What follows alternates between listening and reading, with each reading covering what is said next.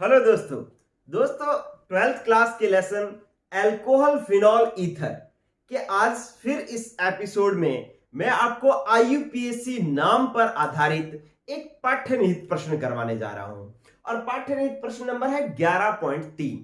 बहुत अच्छे इसके अंदर एग्जांपल्स दे रखे हैं, इनके आईयूपीएससी नाम हमें बनाने हैं। तरीके मैंने आपको पहले बता दिए थे, उन्हीं पर बेस्ड ये क्वेश्चन हमें सॉल्व करना है। जो रेगुलर वीडियोस देखता आ रहा है उनके लिए ये बहुत ही आसान होगा।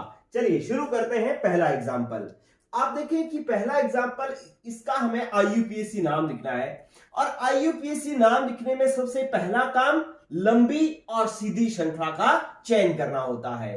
ठीक है, लंबी और सीधी श्रृंखला का चयन करें तो हमें लंबी श्रृंखला तो ये दिखाई देगी कि 1 2 3 4 5 6, ठीक है, ऐसे आपको सीधी श्रृंखला दिखाई देगी। लेकिन बच्चों अगर हम ये वाली श्रृंखला से चयन कर लेंगे तो हमारा जो क्रियात्मक समूह है वो श्रृंखला से बाहर रह जाएगा।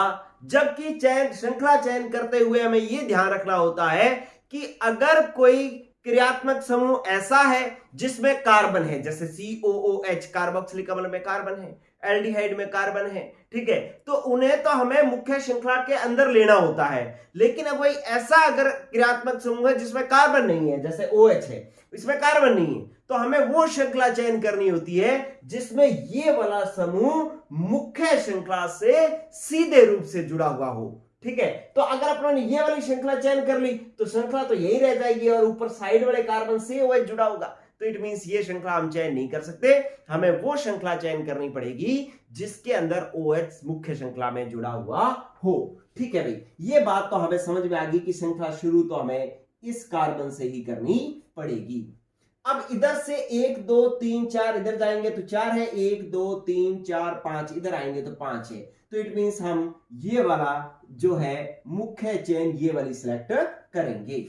कोई ये भी सोच सकता है कि सर ये Cl है तो Cl को भी साथ में लेना है क्या? नहीं, Cl को हमें साथ में नहीं लेना। इसलिए नहीं लेना क्योंकि Cl जो है वो एज ए प्रतिसापी, मतलब इसके नाम का पूर्व लगन लगता है, ये क्रियात्मक समूह नहीं होता, तो इसलिए जो है इसे मुख्य श्रृंखला में लेने की जरूरत नहीं है। ये मुख्य श्रृंखला के साइड वाले कार्बन से जुड़ा हुआ है तो भी हमें कोई दिक्कत नहीं है। चलिए अब हमें इसका आईयूपीएससी नाम बनाना है, तो आप नंबरिंग किधर से करेंगे? नंबरिंग यहां से करेंगे कि 1 2 3 4 और 5। ठीक है, ये आपने नंबरिंग यहां से क्यों की? क्योंकि हमें क्रियात्मक समूह को सबसे अधिक प्राथमिकता देते हैं हम, और क्रियात्मक समूह को कम से कम नंबर मिलना चाहिए। ठीक है बच्चों, तो इस तरीके से हम इसकी नंबरिंग करते हैं। चलिए हमारी नंबरिंग हो गई है। अब हम क्या करते हैं कि इसका नाम लिखते हैं।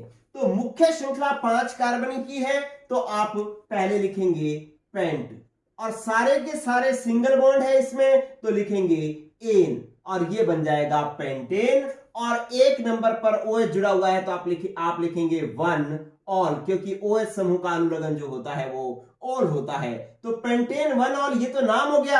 अब ये प्रतिस्थापी है, एक तो ये वाला प्रतिस्थापी है जिसमें 3 कार्बन है, बीच वाले कार्बन से ये बंध बना हुआ है, तो इस वाले प्रतिस्थापी का नाम होगा आइसोप्रोपिल, और इसका नाम होगा ClCH2 का नाम होगा क्लोरोमेथेन। तो इसका नाम C से शुरू हो रहा है, इसका नाम P से शुरू हो रहा है, तो हम पहले इसको लिखेंगे और इसका नाम हो जाएगा 3 क्लोरो, यहां पर थोड़ा और इधर लिखता हूं, मैंने लिखा 3 क्लोरोमेथिल। 3 क्लोरोमेथिल, 3 क्लोरोमेथिल इसलिए लिख रहा हूं क्योंकि ये एक प्रतिस्थापी है और प्रतिस्थापी से Cl जुड़ा हुआ है, तो इसको हम लिख रहे हैं 3 क्लोरोमेथिल। इतना क्लोरोमेथिल और किससे जुड़ा हुआ है? 3 नंबर से, तो 3 क्लोरोमेथिल, और ये 2 नंबर पर है आइसोप्रोपिल, तो इसके आप लिखेंगे 2 आइसो और प्रोपिल, आइसोप्रोपिल, इस तरीके से लिख देंगे। तो ये आपके पास पहला नाम बन जाएगा 3 क्लोरोमेथिल 2 आइसोप्रोपिल पेंटेन 1 ऑल। ठीक है बच्चों, तो इस पहले नाम को बनाते हुए हमने ये बात ध्यान में दी कि हमें श्रृंखला लंबी चयन करनी होती है और उसमें क्रियात्मक समूह मुख्य श्रृंखला से सीधा जुड़ा हुआ होना चाहिए। Cl को हम बाहर भी छोड़ सकते हैं। चलिए अगली बारी है इस कार्बन की, इस यौगिक की। चलिए अब इसके अंदर सीधी और लंबी श्रृंखला का चयन करना है, लेकिन क्रियात्मक समूह जो है मुख्य श्रृंखला से सीधे रूप से जुड़ा हुआ होना चाहिए। ठीक है, तो अब ऐसा से कौन सी क्रिया श्रृंखला चयन कर सकते हैं अपने? ये लो, ये आपके पास सीधी सीधी श्रृंखला ये पड़ी, ये लो, ये चयन होगी सीधी श्रृंखला। ठीक है बच्चों, ये लो आपके पास सीधी और लंबी श्रृंखला का चयन हो गया। अब अपने करेंगे नंबरिंग। नंबरिंग उधर से करेंगे जिधर से OH को कम से कम नंबर मिले, तो इस OH को यहां से 1 नंबर ही मिल रहा है, तो अपने 1 नंबर से शुरू कर देते हैं। तो ये लो 1 2 3 4 5 6 और 7। ठीक है, तो इस तरीके से आपके पास ये मुख्य श्रृंखला का चयन हो गया। अब अपने क्या करेंगे कि पहले मैं इसी का नाम लिख लेता हूं। क्या है आपके पास 7 कार्बन है, 7 कार्बन है तो आप क्या कहेंगे? हेप्ट। 7 कार्बन को क्या कहते हैं? हेप्ट। सारे के सारे सिंगल बॉन्ड है तो क्या लिखोगे?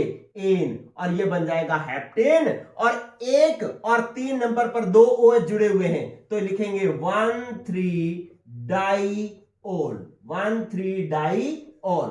ठीक है, तो हेप्टेन 1,3 डाइऑल तो इसका नाम हो गया। लेकिन अब इससे 2 प्रतिस्थापी जुड़े हुए हैं, CH3 और CH3। प्रतिस्थापियों का क्या लगता होता है? पूर्व लगन, और पूर्व लगन CH3 का क्या लगता है? मैथिल। तो कहां कहां जुड़े हुए हैं मैथिल? 2 पर और 6 पर, तो इसका नाम हो जाएगा 2,2,6 डाइमेथिल, 2,6 डाइमेथिल हेप्टेन 1,3 डाइऑल। ये जो है दूसरे एग्जाम्पल का नाम बन गया। ठीक है बच्चों, चलिए अब आ जाओ इस पर।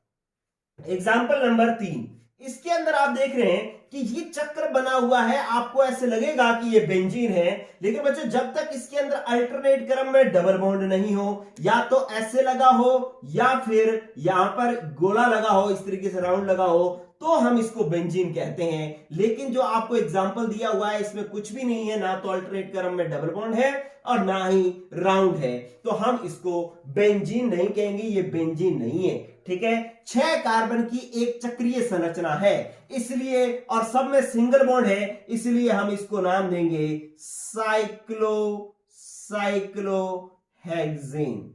क्या नाम देंगे? साइक्लोहेक्सेन। साइक्लो क्यों? क्योंकि चक्रीय है, और हेक्स क्यों? क्योंकि 6 कार्बन है, गिन लो 6 कार्बन है, और सारे के सारे सिंगल बॉन्ड है इसलिए एन। तो ये हो जाएगा हमारे पास साइक्लोहेक्सेन। ठीक है, अब इस साइक्लोहेक्सेन में ये तो OH जुड़ा हुआ है, यहां से अपने 1 नंबर देंगे इसको 1 2 3, तो ये तो हो जाएगा हेक्सेन प्लस ऑल। इसकी स्थिति बतानी नहीं है, जरूरी नहीं है, क्योंकि OH को ही 1 नंबर मिलेगा और कोई पोजीशन पॉसिबल ही नहीं है। चाहे ये OH कहीं भी हो, OH को ही 1 नंबर मिलेगा, इसलिए इसको 1 और लिखने की जरूरत नहीं है। अगर कोई कंडीशन ऐसी बनती जिसमें हम OH को 2 और लिख पाते, तो जरूर हम ऐसा करते कि यहां पर 1 और लिखते या 2 और लिखते, लेकिन अभी एक ही कंडीशन पॉसिबल है और कोई कंडीशन पॉसिबल ही नहीं है, तो आप साइक्लोहेक्सेनॉल ही लिखेंगे। और 3 पर Br जुड़ा हुआ है तो आप इसके आगे लिख दोगे, क्योंकि Br का पूर्व लगन लगता है इसलिए लग जाएगा 3 ब्रोमो साइक्लोहेक्सेनॉल। ये तीसरा एग्जांपल हो गया हमारा क्लियर। चलिए बच्चों, अब नेक्स्ट जो है वो आपके पास आ गया एग्जांपल नंबर 4।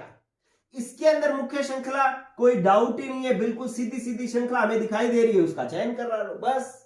ठीक है, अब अपने को नंबरिंग करनी है। नंबरिंग OH को कम से कम नंबर मिलना चाहिए, हालांकि OH भी है और डबल बॉन्ड भी है। 2 लोगों में कंपटीशन है, किसमें किसमें? एक तो OH समूह क्रियात्मक समूह में और एक डबल बॉन्ड में। लेकिन प्रायिकता किसको मिलेगी? क्रियात्मक समूह को। सबसे अधिक प्रायिकता मिलती है क्रियात्मक समूह को, फिर डबल बॉन्ड को, फिर ट्रिपल बॉन्ड को और फिर प्रतिस्थापी को। तो अपने यहां पर क्रियात्मक समूह को प्रायिकता देंगे, इसको कम नंबर मिलना चाहिए, लेकिन इसके साथ साथ इसको भी कम नंबर मिल रहा है तो हम इसी को ही देंगे 1 2 3 4 5 और 6। ठीक है, तो ये हो गए 6 के लिए आप क्या लिखते हैं? क्या लिखोगे? हेक्स। 6 कार्बन के लिए क्या लिखते हो? हेक्स। ठीक है, अब क्योंकि 1 नंबर पर डबल बॉन्ड है इसलिए आप लिखोगे 1 इन, हेक्स 1 इन, और 3 नंबर पर OH है तो 3 ऑल। ये लो बच्चों, आपके पास ये 4th एग्जांपल भी बन गया। 6 कार्बन थे इसलिए हेक्स, 1 नंबर पर डबल बॉन्ड था इसलिए इन, 3 नंबर पर OH था इसलिए ऑल। ये नाम हो जाएगा हेक्स 1 इन 3 ऑल। ध्यान रखना, इसको हेक्सेन 1 इन 3 ऑल मत लिख देना, ठीक है, क्योंकि एन तो तब आता जब सारे के सारे सिंगल बॉन्ड हो तो, लेकिन अगर एक भी डबल बॉन्ड आ गया तो इन आ जाएगा और हेक्स का हेक्स ही लिखा जाएगा, हेक्सेन नहीं लिखा जाएगा। ठीक है, तो ये आपका फोर्थ एग्जाम्पल भी हो गया क्लियर। चलिए लास्ट एग्जांपल करते हैं। पाठ्यनीति प्रश्न 11.3 हो जाएगा कंप्लीट, और आईयूपीएसी नाम के जो क्वेश्चंस है वो भी हो जाएंगे पूरे अभ्यास प्रश्नों को छोड़ करके। लेकिन मैं आगे फिर एक बार टॉपिक पढ़ाऊंगा ये टॉपिक करवाने के बाद में। देखिए बच्चों, अब आपने क्या करना है कि इसके अंदर लंबी और सीधी श्रृंखला का चयन करना है। तो हमें दिखाई दे रही है लंबी और सीधी श्रृंखला